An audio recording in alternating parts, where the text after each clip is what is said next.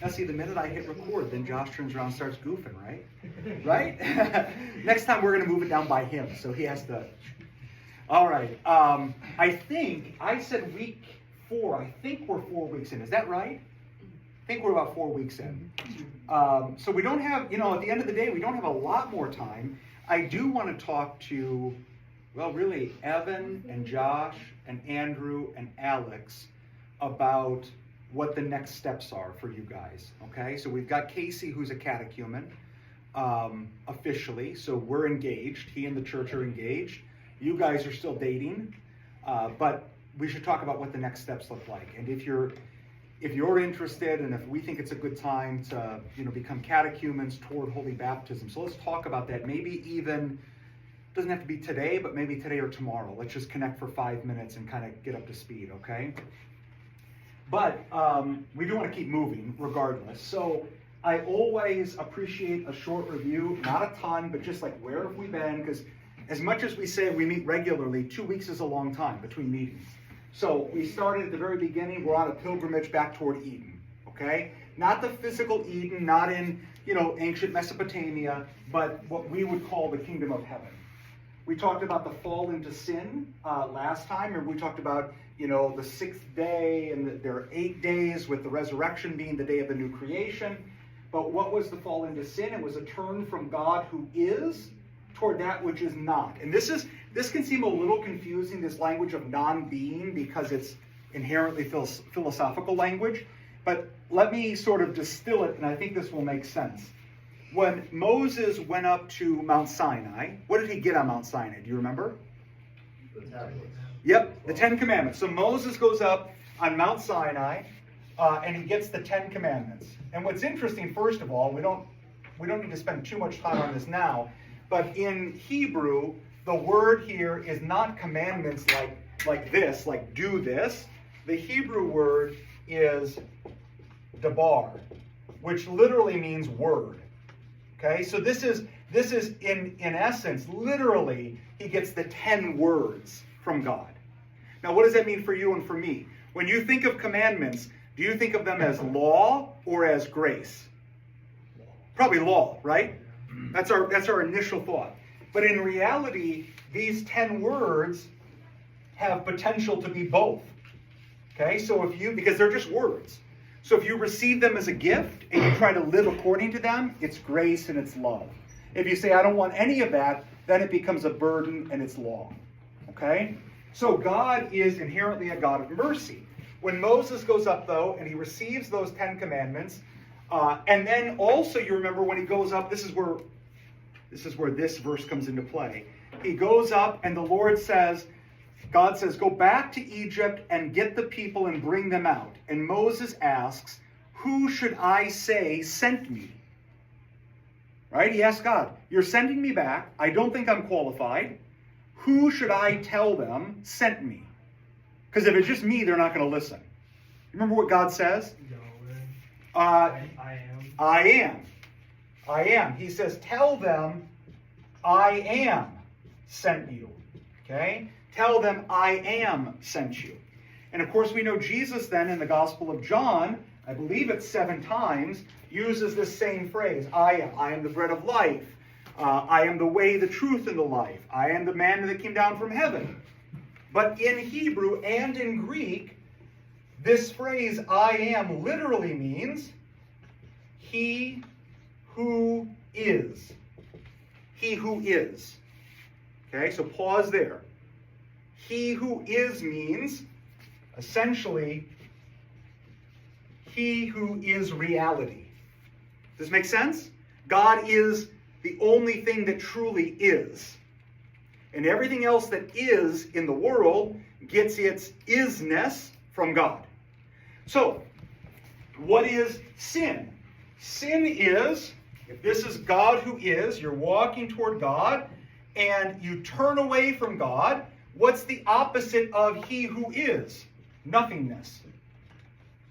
That's why the fathers say that when Adam and Eve sinned, they turned back from the God who is toward nothingness. Now think about that. How was Adam made? From dirt. From dirt. How was the creation made? Out of nothing.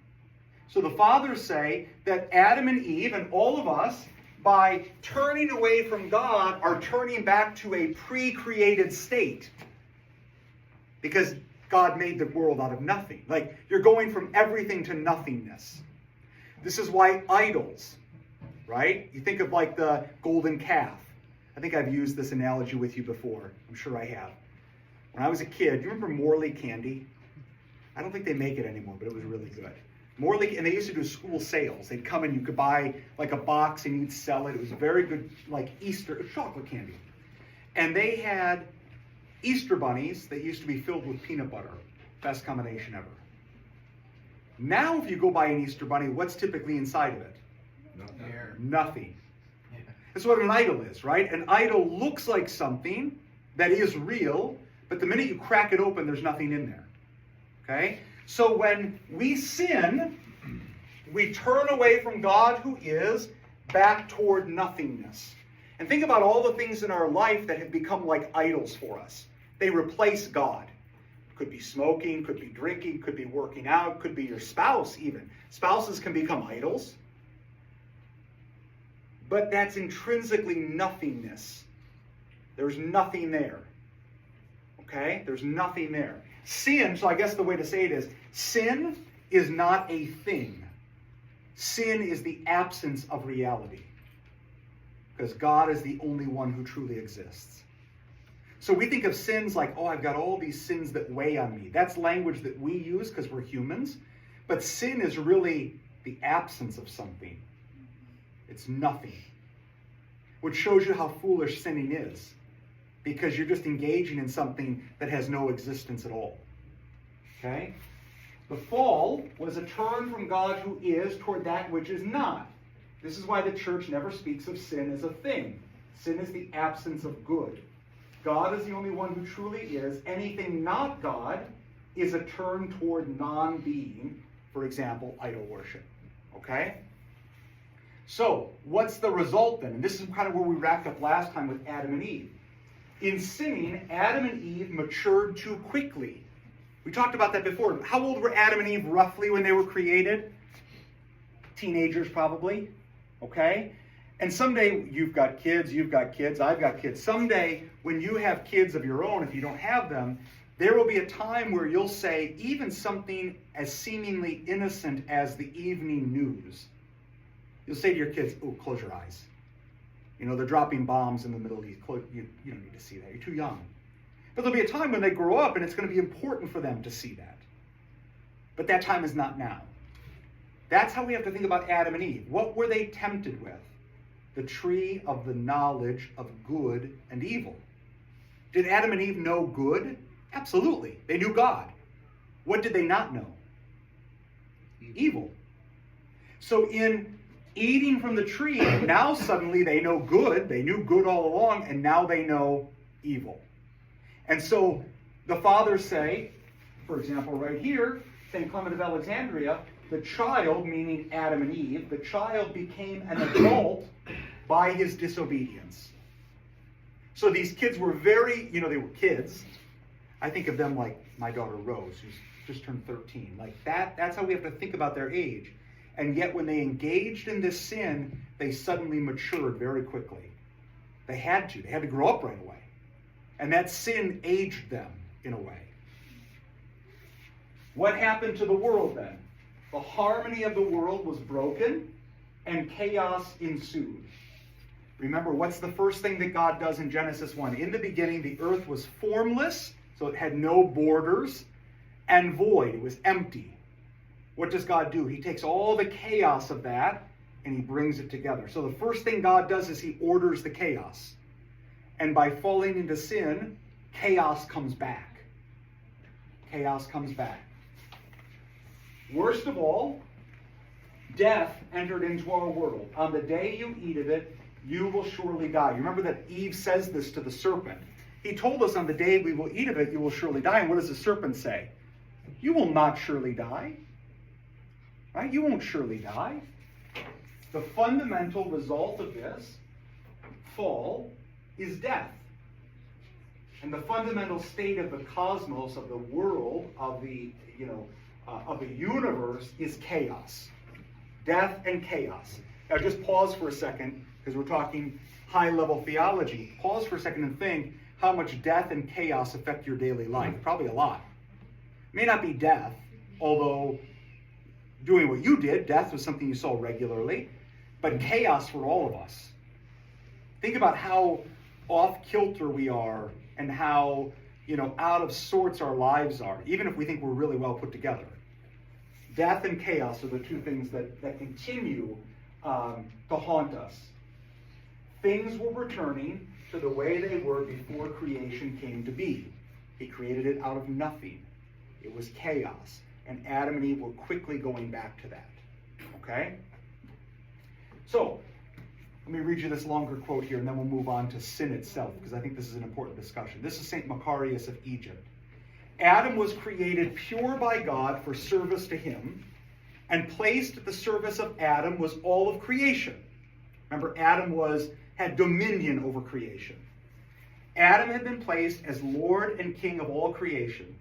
But when the word of evil found access to him and spoke with him, Adam at first received it with his external hearing. He heard it with his ears. And then this word penetrated into his heart and embraced his entire being. And thus, after the captivity of Adam, the whole of creation, subject to him, also fell into captivity. If Adam, so here's the created, here's Adam, and all of creation is under him. When Adam fell and became captive to death and chaos, so did the entire creation that was underneath him. Right? If you're in a big company, I was just listening yesterday to, who was the young guy that went to jail about a year or two ago for not Bitcoin, but he had all of this. Sam Bankman-Fried. Yes. He's the head of his company, right? But when he crumbles, everything crumbles. Okay? People lose a lot of money. That's exactly how it was in creation. When Adam crumbles, everything crumbles. Because Adam has dominion. I'm right here. For through it, death began to reign over every soul. So that's why animals die. That's why plants die. As a result of Adam's disobedience. So distorted his image that people changed and went even as far as worshiping demons. For now the fruits of the earth created by God are offered to demons. Think about if you go to Asia or China or places where they worship these false gods, what are they offering to them often? Children. Humans, food. Beer. I guess at shrines they put beer. Beer, exactly. All the things that are products of the world, they offer to them. They're not just praying. They're making sacrifice with earthly things. Now the fruits of the earth created by God are offered to demons. On their altars are laid bread, wine, oil, and animals. Even there, the pagans, sons and daughters, are sacrificed to demons. So this is just, St. Macarius is showing us that in this fall, everything is torn apart. Okay? What's really important, though, before we get to the sin itself, is this language here of when the word of evil found access to him and spoke with him.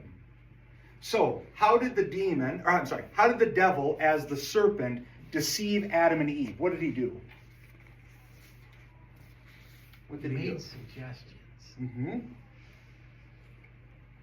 He made suggestions by doing what? He spoke to them, right? He spoke to them. And Eve, first of all, heard what the serpent said, and that word went in through her ear and down to her heart. Okay? Last time we talked about that big fancy phrase by Irenaeus, recirculation. Remember that? How God sort of undoes the sin in exactly the same way, but reverse order. St. Irenaeus uses this reality here as the foundation for what the Archangel Gabriel does with Mary. Okay? So, we'll do Eve, and we'll do Mary. Okay? Eve is a woman, Mary's a woman. In fact, if you go by age, they're probably about the same age. When the Annunciation to Mary happens, you'll conceive a child. it happened by a spoken word. It happened by a spoken word. Who spoke to Mary? The angel, a holy angel. Who spoke to Eve? See, What was Satan before he was fallen? serpent. Angel. He was an angel, That's right. but he was fallen. And here Eve listens, Mary listens. It goes to her heart, it goes down to her hearts. Righteous Solomon, give me a hearing heart. And what happens? She conceives death. What happens? She conceives life. This is the recirculation that happens between Mary and Eve. Oh, and the last thing is, I should have put right in here, Eve was a virgin, and Mary was a virgin. And one more parallel. Where was Eve deceived? In the garden, right? And there are some of the fathers who speak about Mary and the Annunciation happening in a garden. Okay? So that even if you take the garden out, the parallels are still there. That Mary is undoing what Eve did in the exact same manner, but just reverse order. Eve got her all tied up, the world all tied up, and Mary releases it. Okay? Let's keep going now. So the real question, since we've now talked, albeit briefly, about Adam and Eve and everything falling, is what do we inherit from Adam and Eve? All right? What do we get from them? Do we inherit sin or do we inherit death? Do we inherit sin or death? Okay, so we got one answer for both. Okay? If you grew up Lutheran, like I was, you inherited Adam's sin. What's it called? Do you remember? When we talk about original sin, that you inherit Adam's original sin. Okay? In the East, and when I say East, I mean Orthodox, all right? In the East, the original sin was Adam's sin. It wasn't yours. You didn't sin in the garden. Okay? Adam did. Our sin is our sin. You and I have plenty of our own sins. The guilt of Adam's sin, and this is important, this is a distinction now between Orthodoxy and much of the Western-speaking theological world. The guilt of Adam's sin is not passed on to the children of Adam and Eve. Nevertheless, Adam's sin caused devastation for us, right? It all falls apart. It created in us a disposition towards sin. We're inclined to sin now. The image in us, God's image, is distorted or damaged. And we entered into, when we were born, into a devastated creation, into a devastated world, adding our own sins to it. So what did we inherit from Adam and Eve? Not the guilt of their sin. They are guilty for their own sins. We're guilty for our sins. What did we inherit? The consequences of that sin. What's the consequence of their sin? Death. Okay? Death. Now, this may seem like, oh, okay, that's interesting. What implications does that have? We're going to talk about that in a little bit. But sometimes people say, I don't understand the distinction between the guilt of the sin and the consequence of the sin. I think the best example might be, I had a friend of mine years ago, very put together. He was a Lutheran minister. He had been adopted by his family. His family was filled with kind of adopted kids. I don't think his parents could have children. And they were all very put together except this one sibling who was kind of always getting into trouble. And maybe, I don't know, maybe 15 years ago, 20 years ago, my friend got a phone call saying, you need to call your parents right now. Something's happened to your brother. I forget the brother's name. Called the parents and found out that his brother had murdered his two kids in the back of their car. And this sent shockwaves through this little community in Wisconsin. And of course, my friend was devastated because this is my brother who killed my niece and nephew. Now, who went to jail? The brother. who killed him, right? He was guilty. But did my friend bear any of the consequences? Absolutely. Because every time the neighbors would talk to them, what would they think? You're the guy whose brother killed his 2 kids. Okay? Now, we can't always give earthly analogies that fit the biblical scheme, but this is about as close as we can get. Adam and Eve's sin is their sin. Andrew has his own sin. Alex has his own sin. I've got my own sin. But we inherit from them the consequence, which is that we are all going to die. Okay? So here's a few. Usually, it's funny, some groups that I teach have great reactions to this, because if you grew up Lutheran, this is not what you were taught. Who were the Lutherans and the Catholics influenced by the most? What church father? Augustine. Yep, and we're going to talk about that in just a second. Augustine being someone who read these verses from the Bible in Latin. Now, Augustine's our guy too. But on this one point, the consensus of the Holy Orthodox Church is very different. Okay? So, what does Romanides say? Man is born, listen to this, with a parasitic power of death within him. It eats away at you until eventually you die. Adam and Eve, our nature, teaches Cyril of Alexandria, became, quote, diseased through the sin of one. So your body is diseased. My body, why do we get sick and die? Why does our flesh slowly begin to kind of die off? Because we're children of the ones who sinned. Okay? Now you can add your own sin to it and speed up the process. If you're an alcoholic, you're going to speed up the process by your own sins. Okay? But no matter what, even if you live a perfectly healthy life, even if you yourself were nearly perfect, your body is still going to die because you've inherited this consequence. Adam and Eve were created with potential. They were neither mortal nor immortal. Their potential was to become deified. What does it mean to become deified?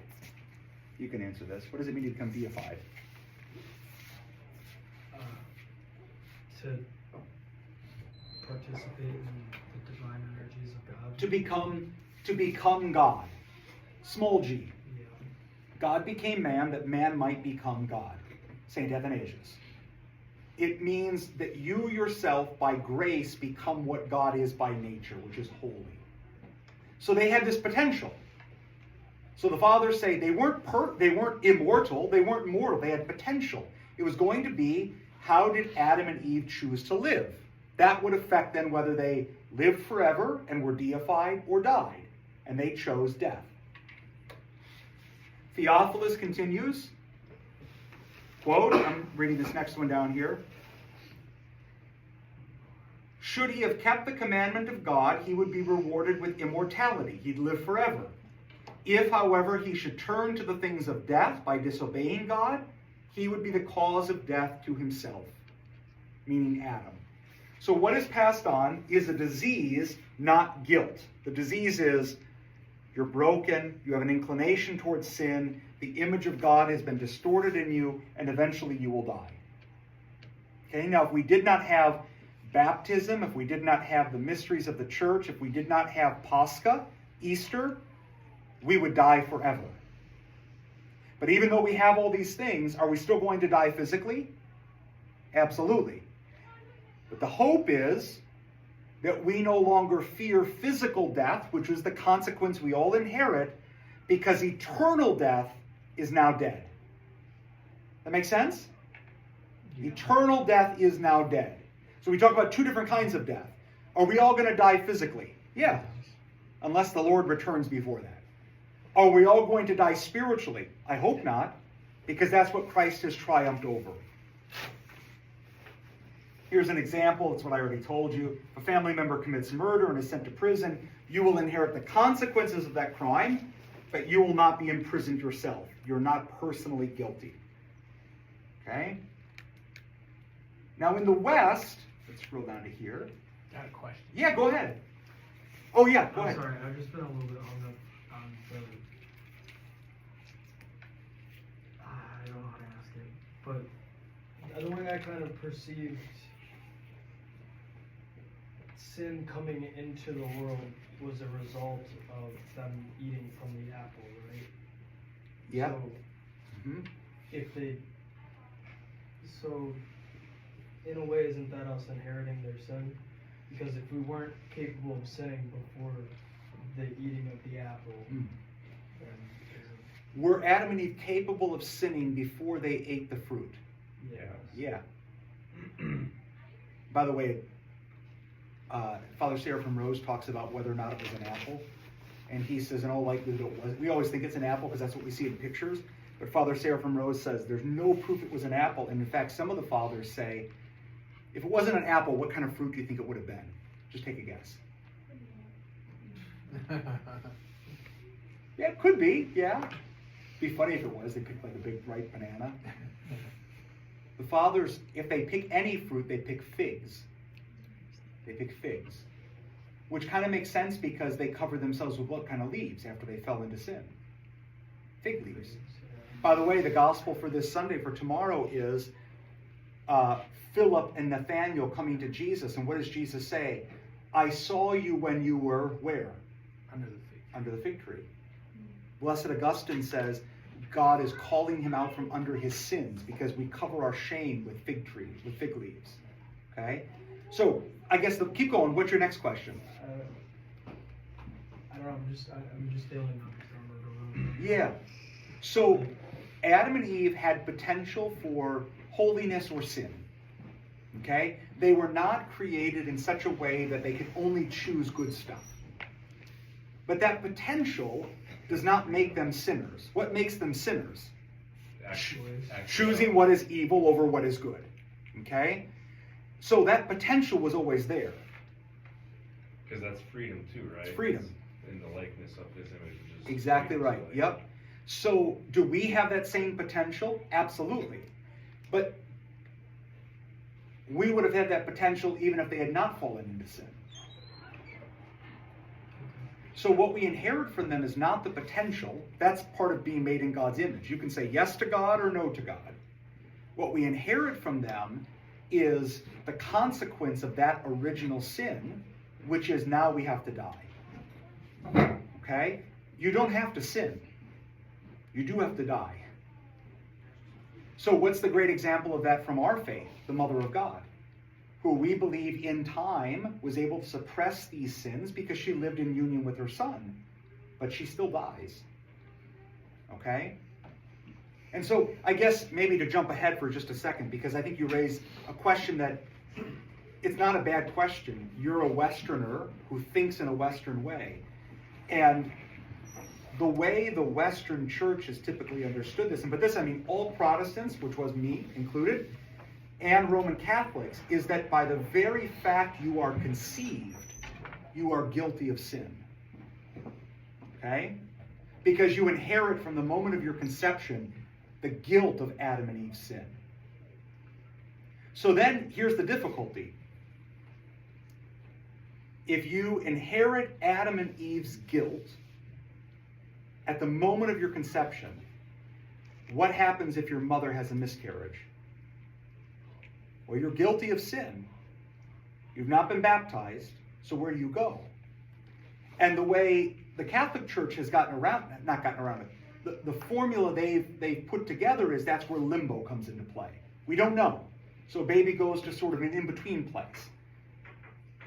Orthodoxy has never thought about those questions in the same way. So for us, that baby, my wife had a miscarriage 8 years ago. That baby had the potential for sin because it was a human. In fact, it probably even had an inclination to sin because it was a human. But what that baby inherited from Adam and Eve was death. The sadness was that death occurred in the womb. So I don't personally, and the church doesn't personally, have any problem saying that that child is not in an in-between state, but is with Christ. Because their own actual sins had probably not yet occurred. That make sense? I thought it was Catholicism. I thought it was the baby actually goes to like hell. I thought it's limbo or Purgatory? Yeah, I think, and again, I'm not claiming to be any kind of expert on Catholic dogma today, but I do think some of their perspective has to do with the piety of the mother and the father as well. But limbo was conceived, no pun intended, conceived as an idea because they didn't know what to do with these cases. It's a hard thing. Yeah. And so for orthodoxy, like we don't say, believe me, we are not saying that that baby is like a little saint. We're not saying that, oh my gosh, if that kid had been born, they would have been perfect. No, but what we are saying is they don't inherit any guiltiness. They inherit death. And so God can overlook the death, because he does that with all of us, and receive that child into his kingdom. So when I said, these are some practical ways where these things matter, that's one of them.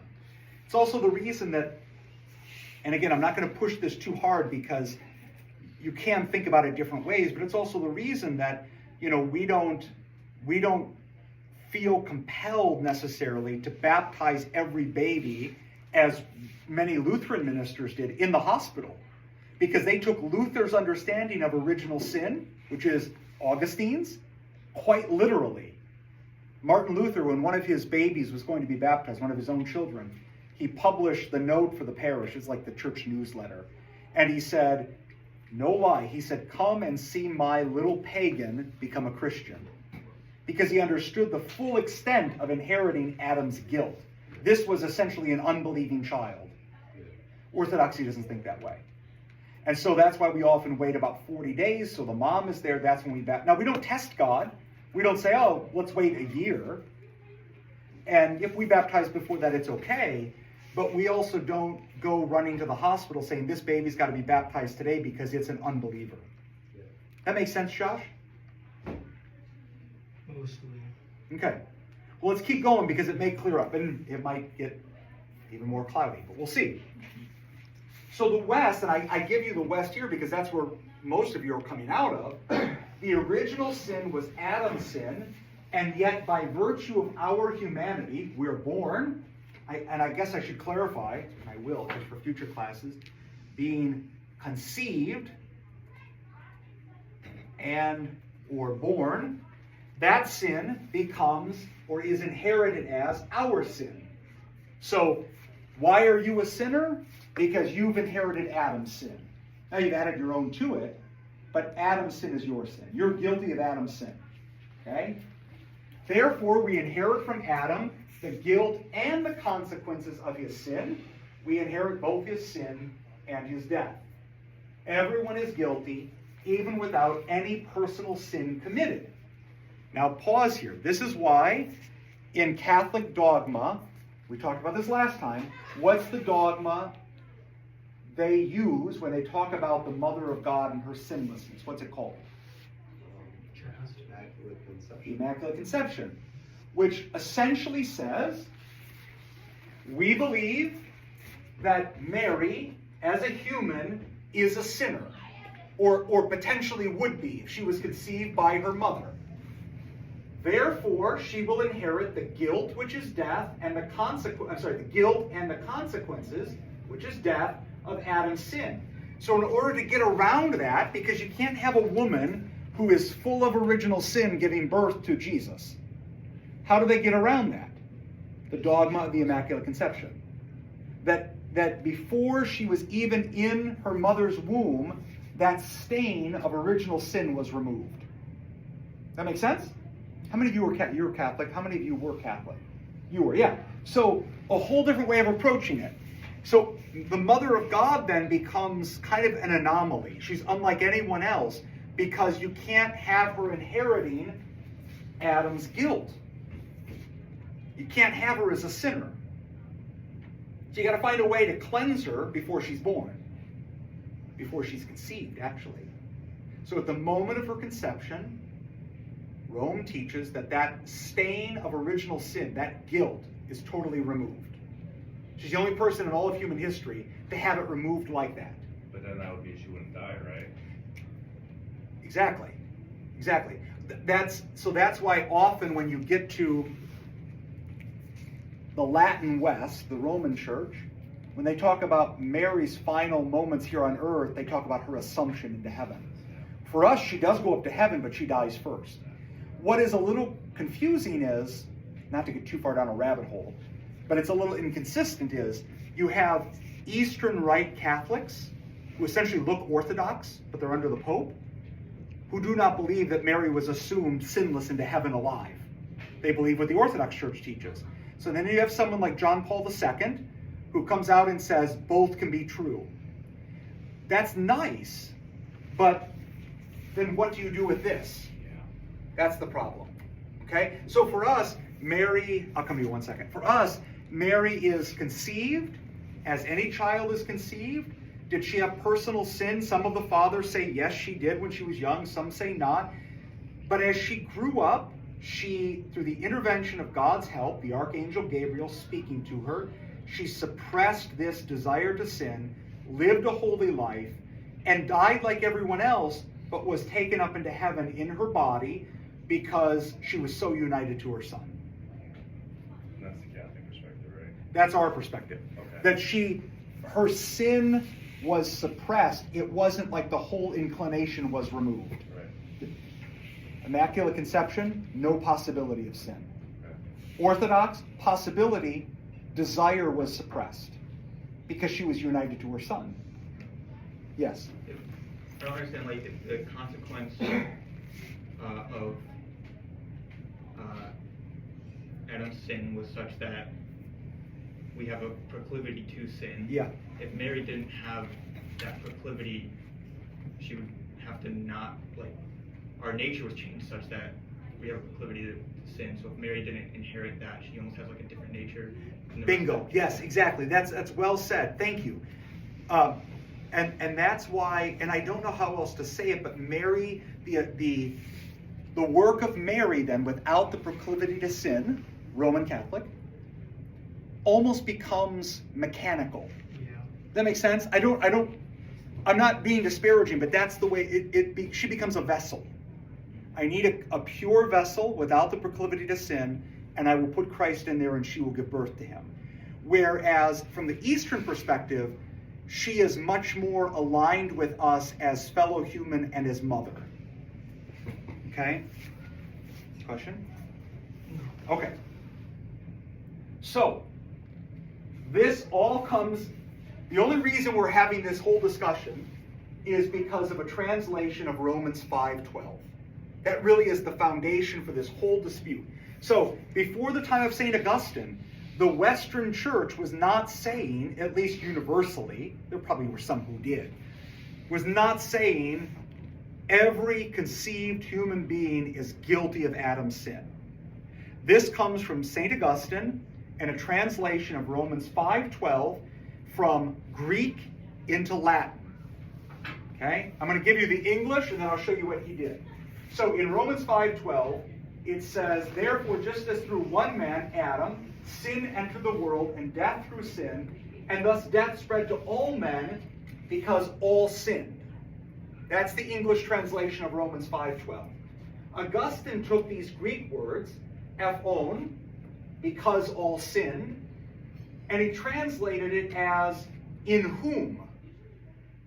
Not because, in whom. So listen to the difference.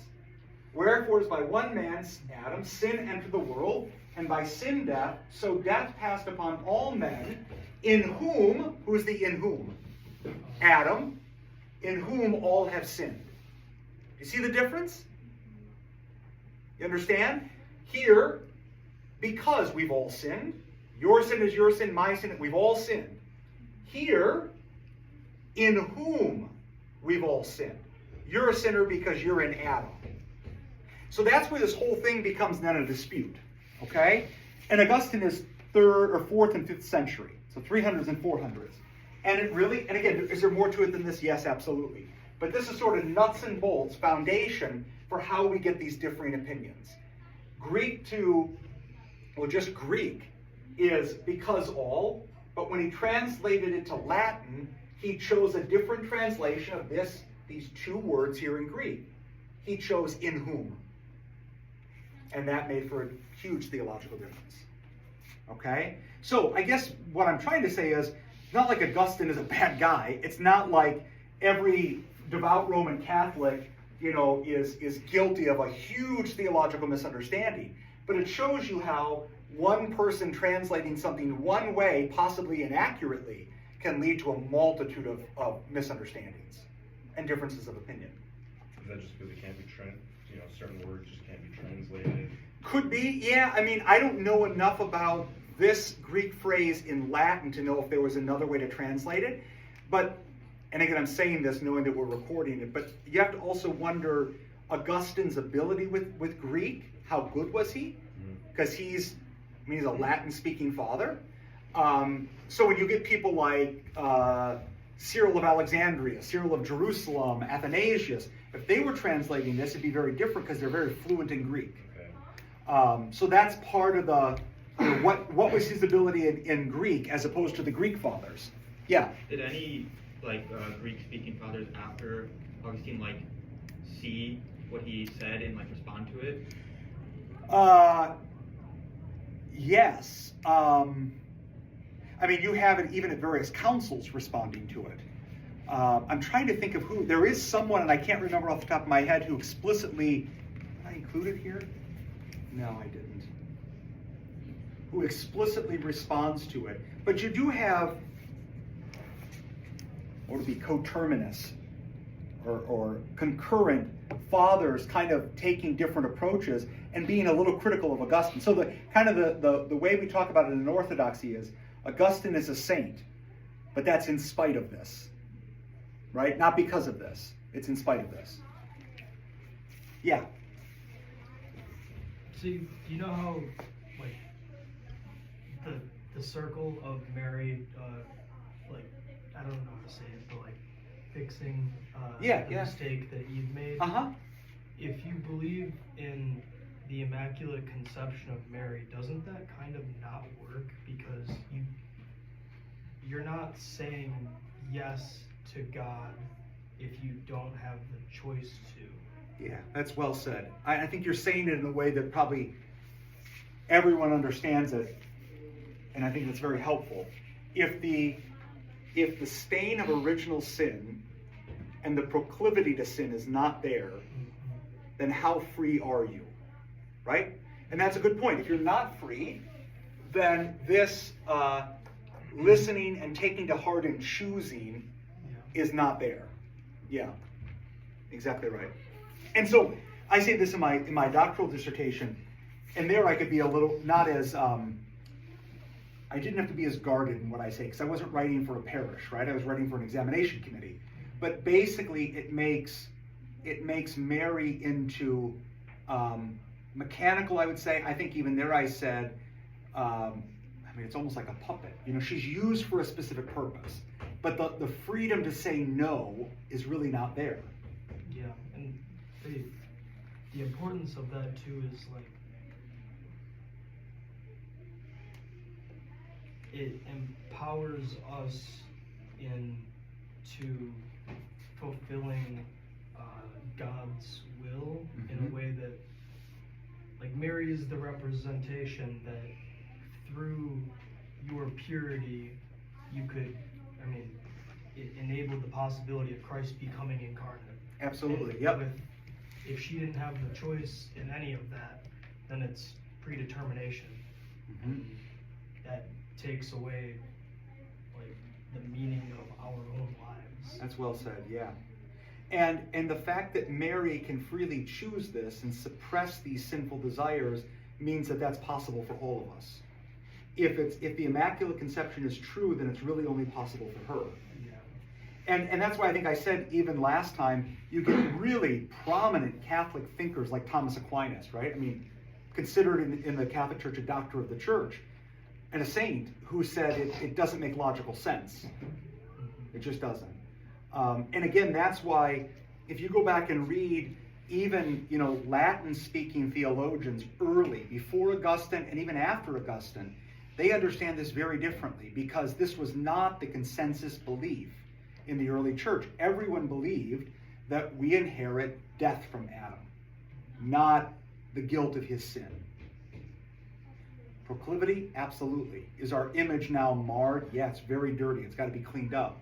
But it's not gone totally, and we are not guilty of Adam's sin. Okay?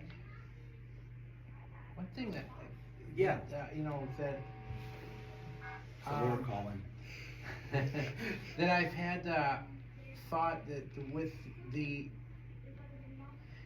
with us inheriting sin, Yeah. not on an individual level, but like in a cultural level, like that the world. Yes. That, as we talk about, and Christ saying, "I overcame the world," and that idea that the pathogen of sin is just embedded in all of the way of the world, and we inherit it that way.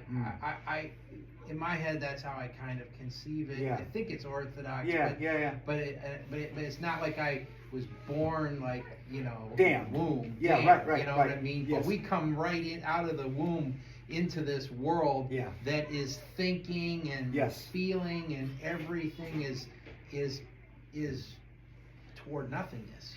Yes, because this, to go back to what we talked about Adam having dominion, this reality of creation still being fallen is still at play. I mean, we have a baby, that baby enters a world that's broken. And that's why Christ says, "I've overcome the world," but he has not yet recreated the world. Right? He says there'll be a new heaven and a new earth, but that's not yet. So when we translate that because all of sin,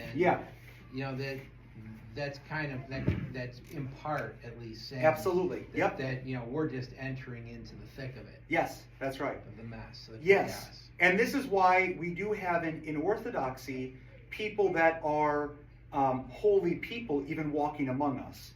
So St. John of Shanghai and San Francisco, for example, people knew that he was alive. This is a holy man. He's clairvoyant. He does things and people are healed, because our understanding was not that he is a damned sinner. Our understanding is he's in a broken world. He has a proclivity to sin. He certainly has his own personal sins, but over time he's suppressed that because he's been so united to Christ. And so that image of what we think heaven is suddenly is centered in a person like St. John, because he is able to transcend the brokenness of the world. If you take the Western perspective, he is always guilty. He's always guilty. Okay? Let's move on to something more hopeful, though. Salvation. So salvation is God never giving up on us. And this is super important because, again, even if we don't talk about, inherited guilt, we do have our own sins. And so sin was or is our giving up on God. I mean, that's all it is. When you choose to sin, or when the world fell because of sin, it was because we chose something that was not God. Plain and simple. Sin is our verb. If you're talking about who does it, it's us. We departed from God. We became unreceptive to his gifts. We ceased to listen to his voice. We dove deeper and deeper into sin. What this means is that even in our sin, God never gave or gives up on us. He never turns his back on us. He never tosses us away. He never closes the door on the possibility for our redemption. And just that might be the most important part there. Never closing the door on us. Think about how often we're willing to close the door on other people in our lives. You get miffed by someone and you're like, I'm done. And we go months or years or lives not talking to people. That is not how God works at all. Okay? Redemption, to redeem, is principally about a change in us. So, let me get the green here. When we think about the cross, give you two here. So here's one. I'm going to put W here for west and E here for east. And we've got Christ hanging on the cross. Okay? The classic, and I'm talking now predominantly Protestant, okay? The classic understanding in the Protestant, I'll put P-R-O-T, understanding of the crucifixion of Jesus is that we are here, this is us, and here's the Father, And the Father looks through the death of his Son at us, and the Father is changed. He was really mad, I'm simplifying, that you're a sinner. He made you and you didn't listen. But in the death of his Son, who changes? The Father does. His disposition is changed. Who does not change? Us. Us. It's the reason Martin Luther, not to pick on the guy, Martin Luther can say, even after the death of Christ, we are like snow-covered dung. You're still dung, but you're covered in snow. Okay? So, the change is in God because of the death of his Son. I'm going to be crass now, and I'm speaking about Protestant belief. What this can amount to is almost like divine child abuse, where I'm going to sacrifice my son so that my disposition is changed. Don't laugh, it's being recorded. Okay? My disposition is changed. God's is. In the East, though, the death of Christ comes down to us, and our disposition toward God is changed. We are changed. We now see God as merciful and loving because we are united to his Son who gave up everything for us. What are you laughing at over there? I was just telling he needs to show his brother this. Because I just find the Western perspective it's kind of just really retarded. I don't know how to say anything different. God's nature. That was not Josh Koenig, that was Josh Batts. Yeah. But God's nature is the only unchanging thing. Like, Bingo. If we say that God does not change, then we can't say he changes in salvation. Exactly.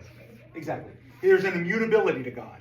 And if we believe that, then we can't say that Christ is crucified so the Father changes his thought of us. Yeah. There's also, I noticed there's, a difference. I'm not sure what the Orthodox position is on this, but of who is, demanding the blood of the cross.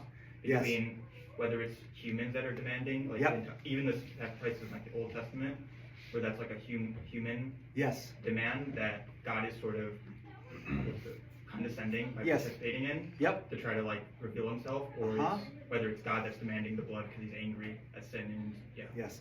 That is very much the Protestant, the latter one, is that God demands the blood of his Son because he's angry with humanity. Where this is, the Eastern Fathers talk about, who receives the sacrifice. Some say the Father does, and not in this way, though. Not in this way, demanding it. Some of the Fathers, I think it's Chrysostom who talks about, maybe it's Irenaeus, talks about how the death of Christ is like bait on a fish hook. And who is it that's taking the bait? Humans. The devil. The devil.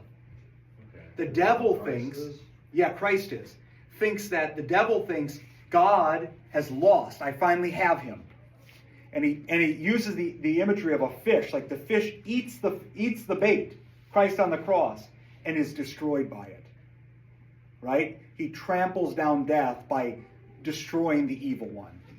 So, to whom was the ransom paid on this perspective? Could be to death itself. It could be, he's tricking or baiting the evil one, but it's not paid to an angry father. And we'll talk about why we know that in just a second.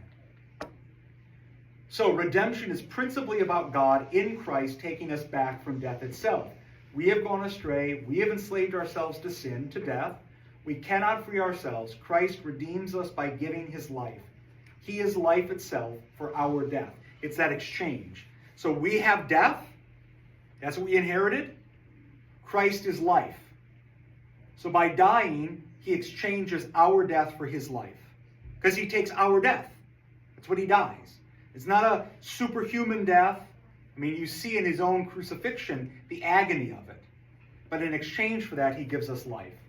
And the great story of this, which we had just a few weeks ago in church, is the story of the prodigal son. How many of you were here when I talked about the prodigal son at Rector Chat? Oh, you all were. Okay. I won't rehash most of it then, but okay. Let's at least read through it one more time, because I think, we can always miss certain things. Anybody want to read? You want me to read?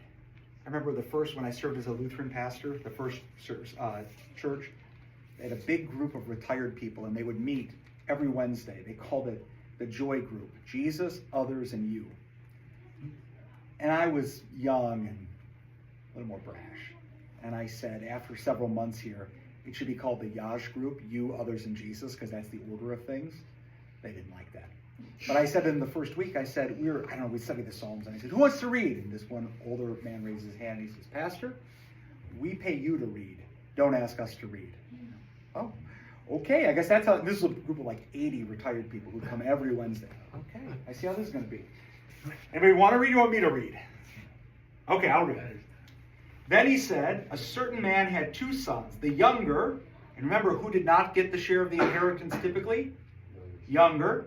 And even if he did get something, he's not the one asking. Said to his father, Father, give me a portion of the goods that falls to me. And the fathers say that again, if I ask my dad for my share of the inheritance, that's essentially saying, Dad, go and die. Exactly. So he divided them his livelihood, which would have been crazy for people in the ancient Near East hearing this. Not many days after, the younger son gathered all together, journeyed to a far country, and there he wasted his possessions with prodigal living. But when he had spent all, there arose a severe famine in that land, and he began to be in want. Then he went and joined himself to a citizen of that country, and he sent him into the fields to feed swine. Again, Jewish man, Jewish context. What animal are you not around? Pigs. They're unclean. So what Jesus is trying to demonstrate here in this parable is that his level of uncleanness only gets deeper and deeper. 1, he asks his dad to die. 2 is the younger son. 3, he lived prodigal life. 4, he's now playing with the pigs. And he would gladly have filled his stomach with the pods that the swine ate, but no one gave him anything. So he's hungry. But when he came to himself, he said, and this is just a pause here, this is not yet repentance. He's just thinking life is better with dad. How many of my father's hired servants have bread enough to spare, and I perish with hunger?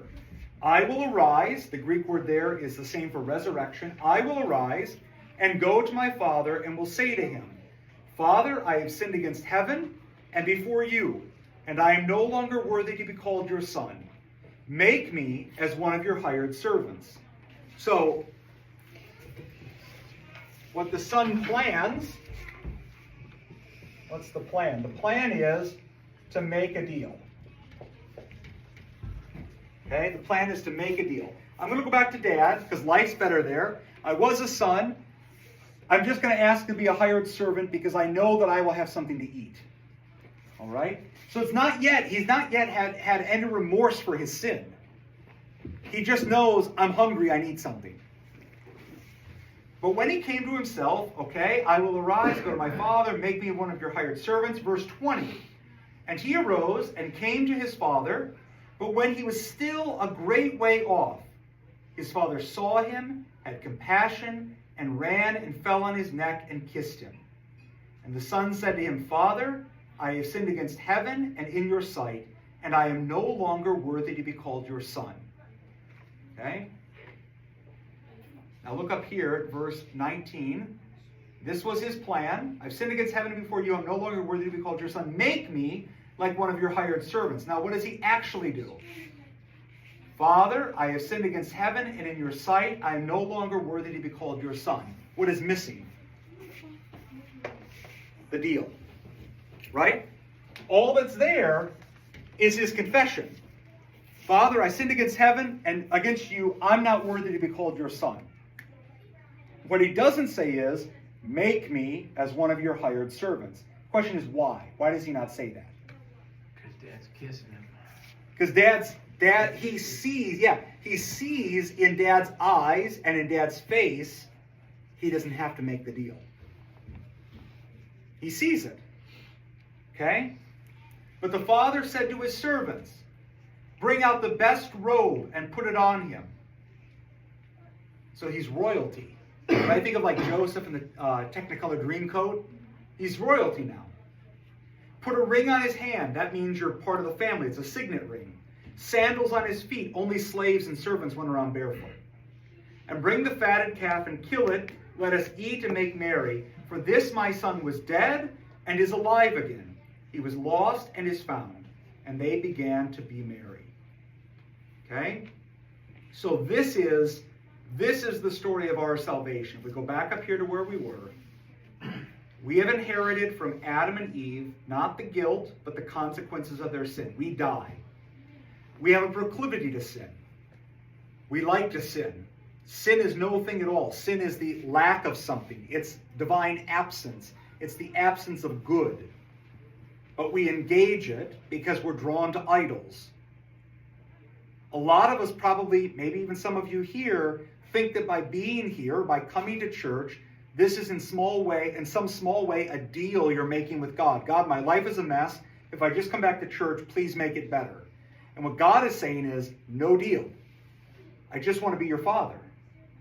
I'm glad you're here because you have to come home, right? This is home, but I want to be your father. And he shows that by everything that will happen to you. You're going to get a robe put on you when you're baptized. You're going to get a cross around your neck because you're part of the family. And they're going to kill the fatted calf, which is the Lamb of God who takes away the sins of the world. So this is our story. This is our story. And it's not about appeasing an angry God. This father's not angry at all. He's sad, but he's watching. That makes sense? That's how it is for us. Okay? Yes? Would it be incorrect to say that the way the Old Testament Israel related to God was mostly as a deal? Yeah, good point.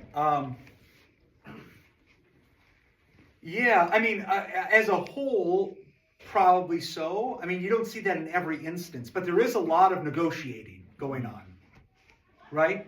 And a lot of complaining, right? They get taken out of Egypt, and the first thing they do is complain that stuff was better in Egypt. We want to go back.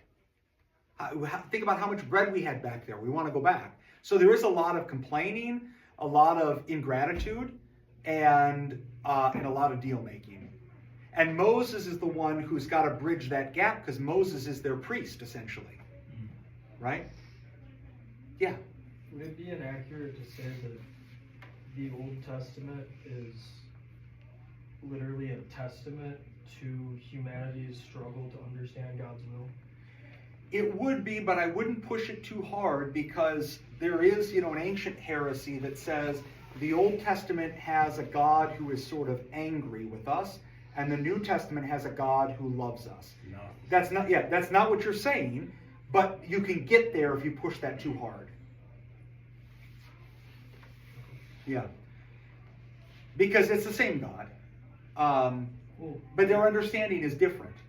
Yeah, could you describe that by like progressive fall, that humanity continued to fall farther from God's grace until revelation is revealed through Christ? Yeah. That's why the New Testament is our conception of God. It differs from the deal making and the old. Well, yes. Yes. I mean, even in the scriptures, it says that humanity fell deeper and deeper into transgressions until the fullness of time had come. And so when the fullness of time comes, God becomes man. And I would say the difference now is that we know God by a face. Right? I mean, they knew God in the Old Testament, but they did not know him as one who you could walk up and touch his nose, which you can with Jesus. And so, if that means that people relate to God differently, then absolutely. And which they would, because now God is one of them. That's why the Old Testament righteous people were not yet in heaven when Christ came to earth. Where were they? In Hades. So what do we have on Holy Saturday morning when we do all the baptisms? That's the day when we commemorate, in the morning, Christ unlocking the doors to Hades. Because we have more now than they had then.